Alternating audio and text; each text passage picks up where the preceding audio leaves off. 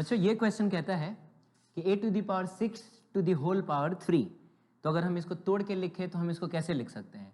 a to the power 6 into a to the power 6 into a to the power 6 लिख सकते हैं।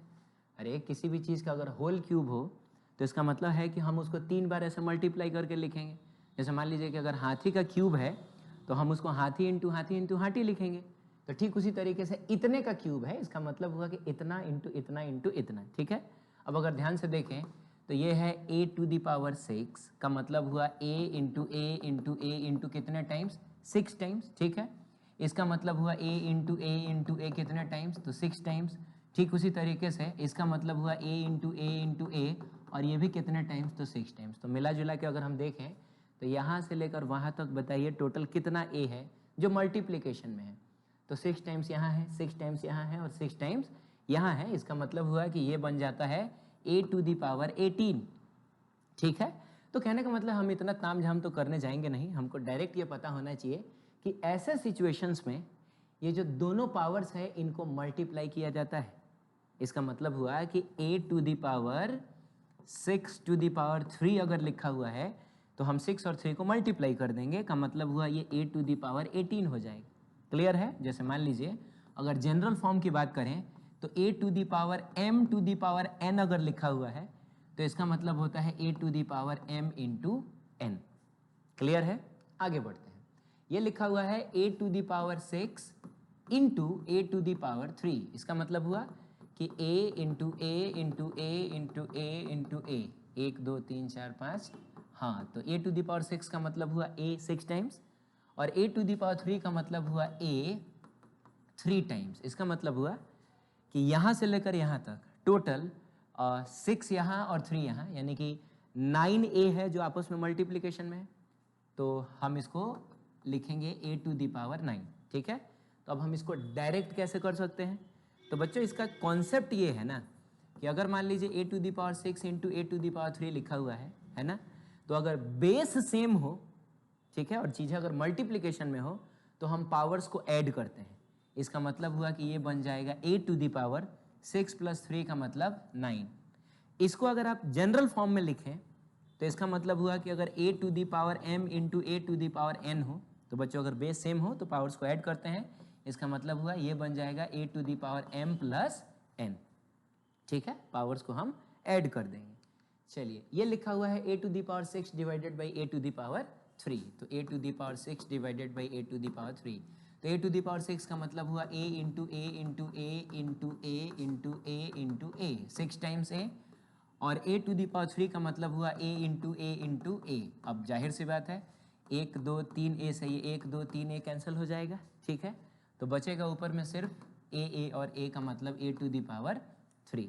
इसका concept है कि अगर कहीं a to the power 6 upon a to the power 3 लिखा हुआ है ना बच्चों, और इसमें देखो बेस सेम है लेकिन डिवीजन में है। देखो पिछली बार बेस सेम था लेकिन मल्टीप्लिकेशन में था ना, ये और ये मल्टीप्लिकेशन में था तो हमने पावर्स को ऐड किया था।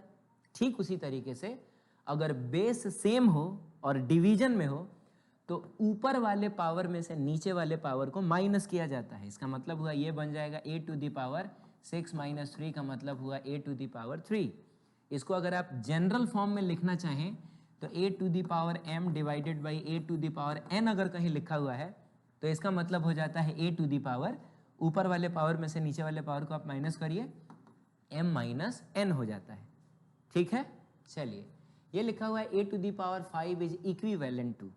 ठीक है, तो एक्चुअली इस क्वेश्चन को करने से पहले हम एक कॉन्सेप्ट सीख लेते हैं कि अगर कभी भी जैसे a to the power n लिखा हुआ है और हम चाहते हैं कि हम इसको न्यूमरेटर से डिनोमिनेटर में लेके आए, ठीक है, हम अंश से हर में लेके आए तो हम ले आ सकते हैं। इसका मतलब वो हम इसको ऊपर से उठा के नीचे ला सकते हैं। तो जैसे ही आप इसको नीचे लाएंगे ऊपर में तो 1 बचेगा और जब ये नीचे आएगा तो इसके पावर का साइन बदल जाएगा। अगर ये पावर पॉजिटिव में है, जैसे n के सामने कुछ नहीं लिखा है तो प्लस में ही है, ये नेगेटिव में हो जाएगा।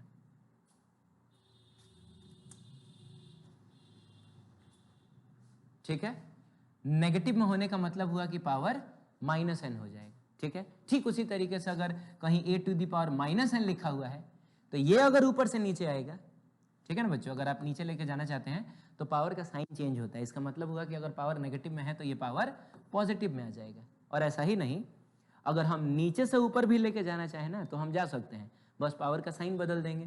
तो अगर मान लीजिए कहीं लिखा हुआ है 1/a⁴n, हम चाहें तो इसको नीचे से ऊपर लेके जा सकते हैं, लेकिन ये बन जाएगा a⁻⁻n। ठीक उसी तरीके से अगर 1/a⁻n लिखा हुआ है तो ये जब नीचे से ऊपर जाएगा तो ये बनेगा a⁻+n। ठीक है, तो ऊपर से नीचे आए चाहे नीचे से ऊपर जाए, चीज़ों का के पावर का जो साइन है वो चेंज हो जाता है, प्लस से माइनस हो जाता है और माइनस से प्लस हो जाता है। ठीक है, तो चलिए देखते हैं, ये बोल रहा है कि a⁵ इसमें से किसके इक्वल होगा। तो चलिए हम ऑप्शंस को चेक कर लेते हैं। तो बच्चों यहाँ पर a⁻10/a⁴ लिखा हुआ है, तो बेस सेम है, डिवीजन में है, तो हम पावर को सब्ट्रैक्ट करते हैं, पावर को घटाते हैं, तो ये बन जाएगा a⁻10 - 2 का मतलब 8। बोलो ठीक है। चलो, तो ये तो हुआ नहीं, ये तो गलत हो गया क्योंकि हमको a⁵ चाहिए था। इसमें हम क्या कर सकते हैं, तो इसमें हम ज़्यादा से ज़्यादा ये कर सकते हैं, a⁵ को कॉमन ले सकते हैं, तो इसमें बच जाएगा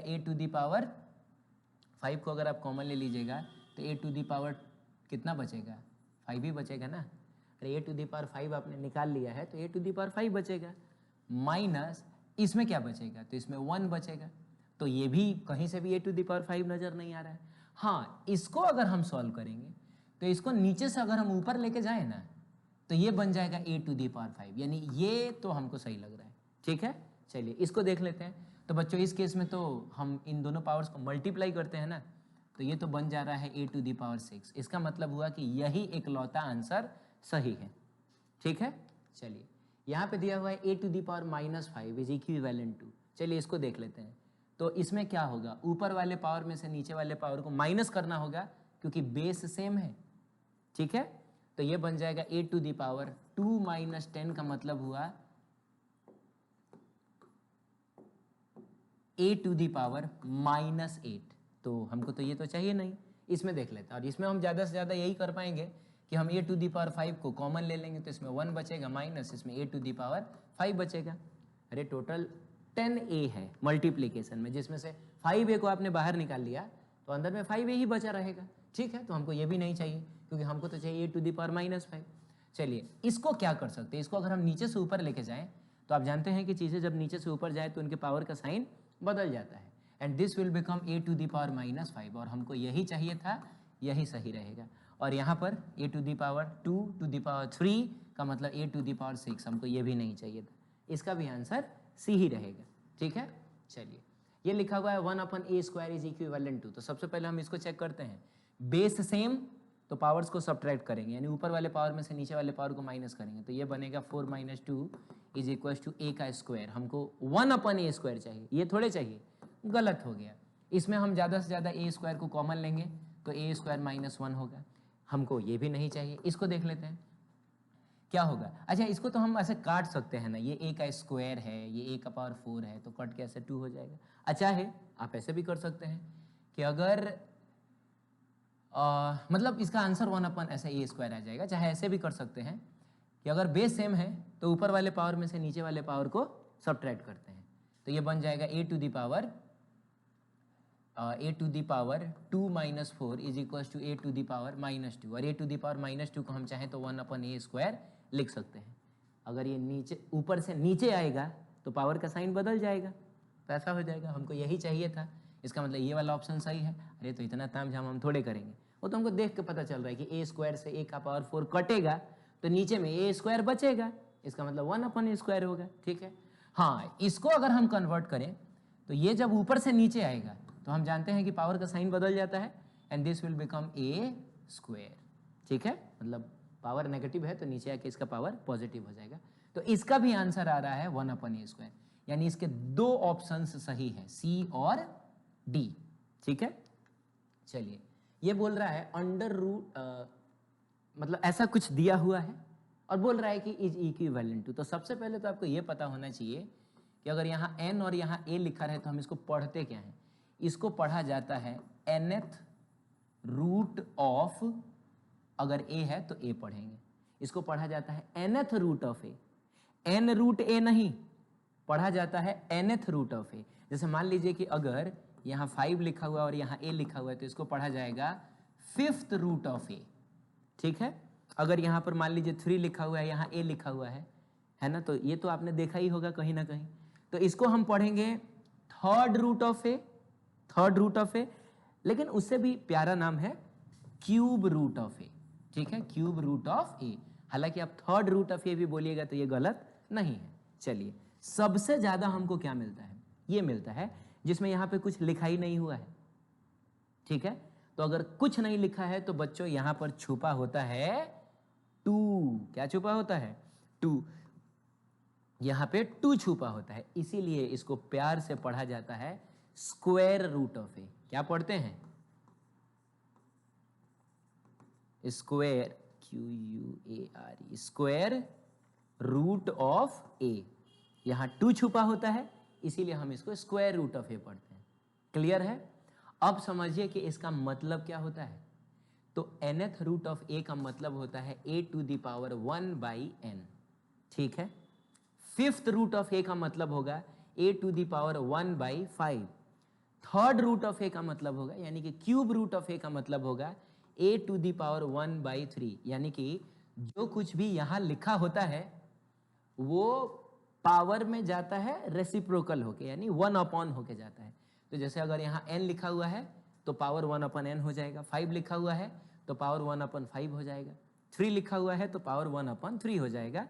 तो जाहिर सी बात है यहाँ पे अगर कुछ नहीं लिखा है, इसका मतलब यहाँ 2 छुपा हुआ है, तो इसका मतलब है कि ये a टू द पावर 1/2 हो जाएगा। तो ये बहुत ज़्यादा यूज होने वाला कॉन्सेप्ट है कि रूट a का मतलब होता है, ठीक है, a टू द पावर 1/2, ठीक है बच्चों, a टू द पावर 1/2। तो चलिए देखते हैं ये क्या पूछ रहा है हमसे। ये पूछ रहा है कि nth root of a is equivalent to, तो हम जान गए हैं nth root of a is equivalent to a to the power 1/n, यानी कि ये सही हो जाएगा। क्लियर है? आगे बढ़ते हैं। ये बोल रहा है root x is equivalent to, तो बच्चों अगर सिर्फ रूट x लिखा हुआ है तो यहाँ पर 2 छुपा होता है ना, तो अगर 2 छुपा होता है इसका मतलब हुआ कि ये बन जाता है 1/x टू द पावर 1/2, ऐसे करके बन जाता है। तो इसका कौन सा आंसर सही रहेगा? तो ये वाला आंसर सही रहेगा, ठीक है। चलिए, ये दिया हुआ है -x to the power -2/3 is equivalent to. तो सबसे पहले बच्चों हम इसमें क्या कर सकते हैं? पहले तो ढेर सारे ऑप्शंस दिए हुए हैं, अब इन्हीं में से हमको कुछ मैच कराना है। तो ऑप्शंस से हमको एक हिंट तो मिल रहा है कि चीज़ें जो है वो 1/n में है। देखो 1/समथिंग, 1/समथिंग, 1/समथिंग, 1/समथिंग, इसका मतलब हुआ कि कहीं ना कहीं हमको इन चीज़ों को नीचे लाना पड़ेगा। तो बच्चों अगर -x टू द पावर ऐसा 2/3 लिखा हुआ है तो आप इसको ऊपर से अगर नीचे लेके आइएगा तो ऊपर में बचेगा क्या? पहले तो ये माइनस रहेगा और 1 बचेगा डिवाइडेड बाई, जब ये चीज़ नीचे आएगा तो इसके पावर का साइन बदल जाएगा। पावर अगर नेगेटिव है तो वो पॉजिटिव हो जाएगा, यानी ये बन जाएगा x टू द पावर 2/3। अब अगर हम ध्यान से देखें तो ऐसा ऑप्शन हमको ऑप्शन नंबर ए में ही मिल गया, ठीक है, तो ये सही हो जाएगा। कुछ और करते हैं, और कुछ और करने के लिए हम अगर ध्यान से देखें ना तो ऐसा रूट वूट करके भी कुछ हिंट हमको मिल रहा है, ठीक है, कि क्या हम इसको कुछ रूट वगैरह में कन्वर्ट कर सकते हैं। तो थोड़ा ध्यान से देखिए, तो -1 को तो खैर रहने दीजिए, आप इसको क्या x² टू द पावर 1/3 लिख सकते हैं, ठीक है। अल्टीमेटली देखा जाए तो ये पावर और ये पावर मल्टीप्लाई होगा तो वापस से 2/3 ही बनेगा, ठीक है, हम लिख सकते हैं।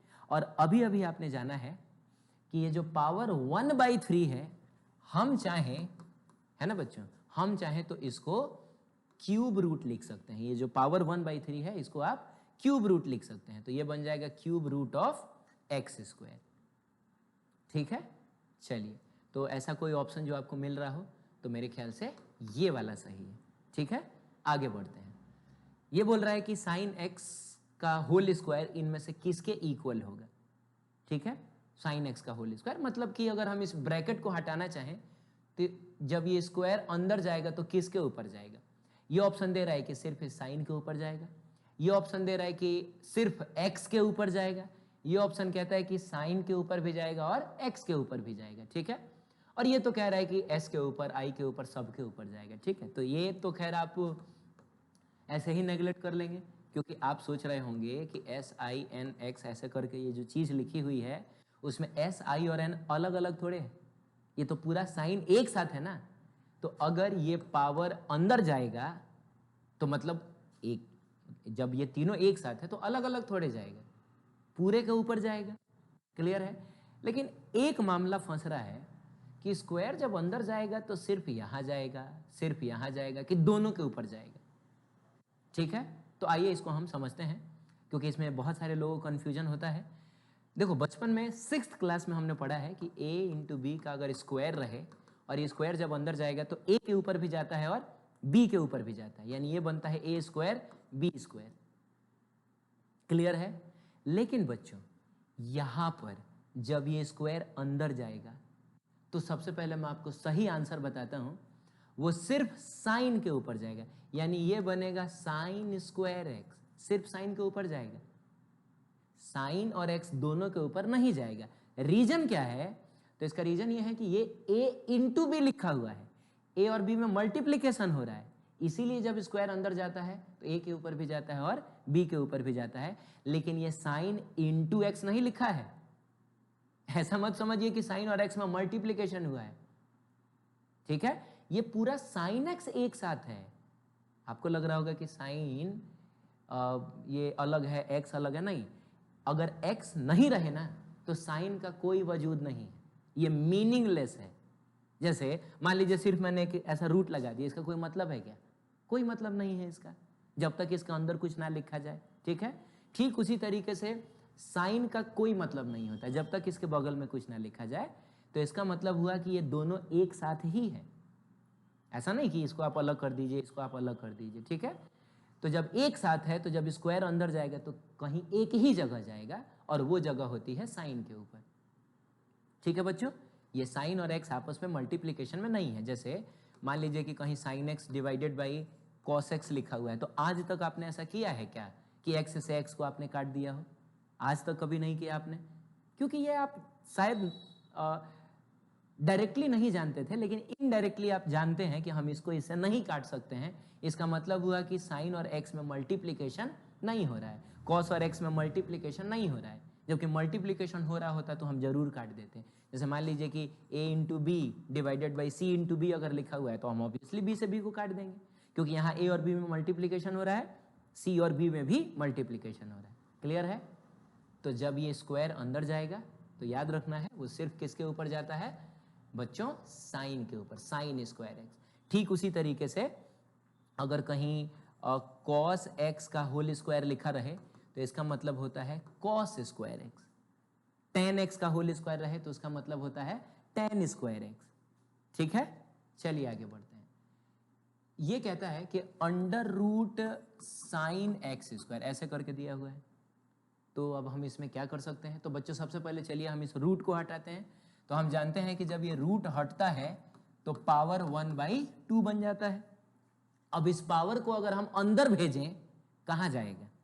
तो पावर जब अंदर जाता है तो सिर्फ साइन के ऊपर जाता है ना, बाकी ये एक्स स्क्वायर तो वैसा ही रहेगा। ये अंदर जाएगा तो सिर्फ साइन के ऊपर जाएगा, दोनों के ऊपर नहीं जाता है, इस बात का ख्याल रखना। तो ये हो जाएगा आपका साइन का पावर 1/2 एक्स स्क्वायर। क्लियर है? तो कौन सा ऑप्शन सही है बताइए? तो ऑप्शन नंबर ए सही है। ठीक, अंडर रूट 9 कितना होता है? तो बच्चों ये सबसे ज़्यादा कन्फ्यूजन वाला क्वेश्चन है, अंडर रूट 9 कितना होता है। आप यकीन मानिए पहली बार अगर किसी से भी पूछा जाता है, खासतौर पे उन स्टूडेंट्स से जो अभी 10th पास करके आए हैं, 95% स्टूडेंट्स बताते हैं कि अंडर रूट 9 का मतलब होता है +-3। वो +-3 बताते हैं।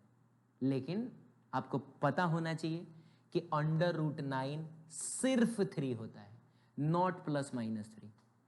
क्लियर है? अंडर रूट 9 सिर्फ कितना होता है? 3 होता है। अंडर रूट 4 सिर्फ कितना होता है? 2 होता है। ठीक है, चलिए मैं एक्सप्लेन करके, लॉजिकली एक्सप्लेन करके आपको बता दूं कि अंडर रूट 9 सिर्फ 3 क्यों होता है। ठीक है, चलिए सबसे पहली बात तो आप मुझको ये बताइए कि 2 क्या है? कांस्टेंट है कि वेरिएबल है? कांस्टेंट है। 2 जो है वो इतना होता है, 1 2 इतना ही होता है। ठीक है, कभी 2 इतना नहीं हो सकता, कभी 2 इतना नहीं हो सकता, 2 हमेशा इतना ही रहेगा। तो ये कांस्टेंट क्वांटिटी, और बच्चों कांस्टेंट क्वांटिटी की सिर्फ एक ही वैल्यू होती है, ठीक। अब हमने इसका पावर लगा दिया, चलिए 2 लगा दिया हमने, तो बताइए ये भी कांस्टेंट है, तो इसका आंसर क्या आएगा? 4 आएगा, ये भी कांस्टेंट है। यानी constant to the power constant constant होता है। दो कांस्टेंट के बीच में आप कोई भी मैथमेटिकल ऑपरेशन करिए, दो कांस्टेंट्स को ऐड करिए, दो कांस्टेंट्स को डिवाइड करिए, है ना, दो कांस्टेंट्स को सब्ट्रैक्ट करिए, या एक कांस्टेंट के ऊपर एक और कांस्टेंट दीजिए पावर के रूप में, आंसर हमेशा कांस्टेंट मिलता है। Constant to the power constant है, कांस्टेंट आएगा। और कांस्टेंट एक ऐसी चीज होती है जिसका सिर्फ एक ही वैल्यू होता है, यानी 2 टू द पावर 2 सिर्फ 4 होगा और कुछ नहीं होगा। क्लियर है? तो बच्चों बताओ 9 क्या है? ये भी तो कांस्टेंट है, ठीक। अगर मैंने इसका पावर 1/2 दे दिया तो 1/2 भी तो कांस्टेंट है। अरे बोलो ना, हाँ। तो constant to the power constant constant ही आएगा ना। और कांस्टेंट की कितनी वैल्यू होती है? सिर्फ एक ही। ये चीज कांस्टेंट है, इसकी सिर्फ एक ही वैल्यू होगी, है ना। और बच्चों अगर ध्यान से देखा जाए तो किसी भी चीज का पावर 1/2 ही तो रूट बनता है। यानी ये कांस्टेंट तो ये भी कांस्टेंट, और ये कांस्टेंट तो इसकी वैल्यू सिर्फ एक ही होगी, जो कि होगा 3, ठीक है। तो ये बात हमेशा याद रखना कि रूट अंडर समथिंग सिर्फ पॉजिटिव होता है। रूट का आंसर कभी भी नेगेटिव होता ही नहीं है, रूट का आंसर सिर्फ पॉजिटिव होता है। क्लियर है? आगे बढ़ते हैं। ये लिखा हुआ है x² -4, sorry x² is equals to 4, ठीक है। और आपको फाइंड आउट करना है x की वैल्यू कितनी है। तो सबसे पहले क्वेश्चन को लिख लेते हैं, x² is equals to 4, x की वैल्यू फाइंड आउट करनी है। तो चलिए एक शॉर्टकट तरीका देखते हैं। ये बचपन में आपने सीखा होगा कि स्क्वायर इधर जाके रूट बन जाता है, तो हम लिखेंगे x इज इक्वल्स टू √4, ठीक। और √4 अभी अभी मैंने बताया कितना होता है, 2 होता है, ठीक है। इसका मतलब हुआ, हालांकि ऑप्शंस आप सुधार लीजिए, एक्चुअली ना आप इसको 9 कर लीजिए, ठीक है बच्चों, इसको आप 9 कर लीजिए, ठीक है, क्योंकि ये थोड़ा सा पिछले क्वेश्चन से ही रिलेटेड है। चलिए इसको हम 9 कर लेते हैं, तो ये हो जाएगा 9, ये भी हो जाएगा 9। तो बताइए अभी अभी मैंने क्या बोला, √9 का आंसर कितना होता है? 3। लेकिन सही बताऊं तो इसका आंसर 3 नहीं होगा, इसका आंसर +-3 होगा। यानी जो x है वो +3 भी हो सकता है और -3 भी हो सकता है। अब आप सोच रहे होंगे कि तब इसमें गड़बड़ क्या है, स्क्वायर को तो इधर ले जाकर हम रूट बनाते ही हैं, ये बचपन से किया है हम लोगों ने। और अभी अभी सर आपने बताया कि √9 की वैल्यू सिर्फ 3 होती है, तो मैंने 3 लिखा ही है, तो फिर गलत कैसे हो गया? आंसर +-3 क्यों आ रहा है? यानी कुछ तो गड़बड़ हुई है इसमें। तो हाँ बच्चों, गड़बड़ हुई है। स्क्वायर को इधर ले आके रूट बना देना मैथमेटिकली एक रॉन्ग प्रोसेस होता है। भले आज तक हम लोग ऐसा करते आए हैं, लेकिन ये मैथमेटिकली रॉन्ग प्रोसेस होता है, ऐसा करना सही नहीं है। हालांकि थोड़ी सी सावधानी बरत के हम इसको सुधार सकते हैं, लेकिन अगर सिर्फ स्क्वायर को आपने ले जाकर रूट बना दिया ना, तो ये एक गलत प्रोसेस आपने फॉलो किया है, इसी वजह से ये गड़बड़ी हुई है। आपका आंसर आ रहा है सिर्फ 3, जबकि सही आंसर है +-3। तो चलिए हम देखते हैं कि इसको बनाने का सही तरीका क्या है। तो इसको मैं 2 तरीके से आपको बताता हूँ। पहला तो सबसे प्रॉपर तरीका क्वाड्रेटिक वाला तरीका, और दूसरा एक शॉर्टकट बताऊंगा, ठीक है। क्वाड्रेटिक वाले तरीके में हम क्या करेंगे कि 9 को उधर लेके जाएंगे, तो x² - 9 इज इक्वल टू 0 होगा। फिर हम इसको लिखेंगे x² - 3² इज इक्वल टू 0। 9 को आप 3 का स्क्वायर लिख सकते हैं। a² - b² के फॉर्मूले में जब आप इसको तोड़ेंगे तो ये बनेगा a + b × a - b is equal to 0। और क्वाड्रेटिक सॉल्व करते समय आपने पढ़ा है कि अगर इस पूरी चीज को 0 होना है तो सिर्फ अगर ये भी 0 हो जाए ना तो 0 × समथिंग 0, या फिर ये भी 0 हो जाए तो 0 × समथिंग 0। तो या तो आप इसको 0 से इक्वेट करा दीजिए, x + 3 को 0 से इक्वेट करा दीजिए, और आप x - 3 को 0 से इक्वेट करा दीजिए।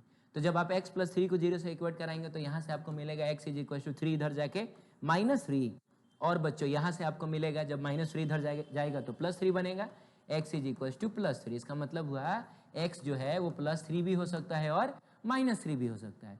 तो ये है प्रॉपर तरीका, ठीक।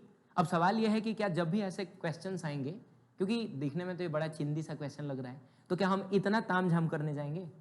तो जवाब है ना। तो फिर क्या करेंगे? तो हम यही करेंगे, स्क्वायर को इधर ले जाके रूट बनाएंगे। अब आप बोलेंगे सर अभी तो आपने मना किया कि स्क्वायर को उधर ले जाके रूट बना देना एक मैथमेटिकली रॉन्ग प्रोसेस होता है, फिर आप बोल रहे हैं कि स्क्वायर को इधर ले जाके रूट बना दीजिए।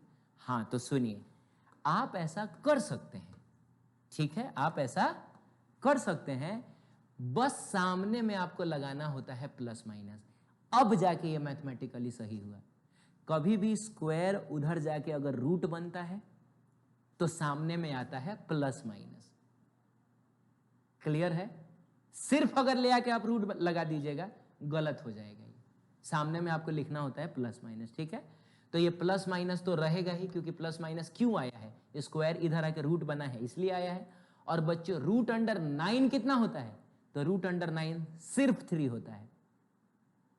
क्लियर है? जैसे मान लीजिए अगर बोले कि x square is equal to 4, तो आप एक्स की वैल्यू बताइए, तो आप क्या करेंगे? स्क्वायर को इधर ले जाकर रूट बनाएंगे, कर सकते हैं, लेकिन सामने में आपको लगाना होगा प्लस माइनस। और आप बताइए कि प्लस माइनस तो खैर रहेगा ही, रूट अंडर 4 कितना होता है? 2 होता है, प्लस माइनस 2।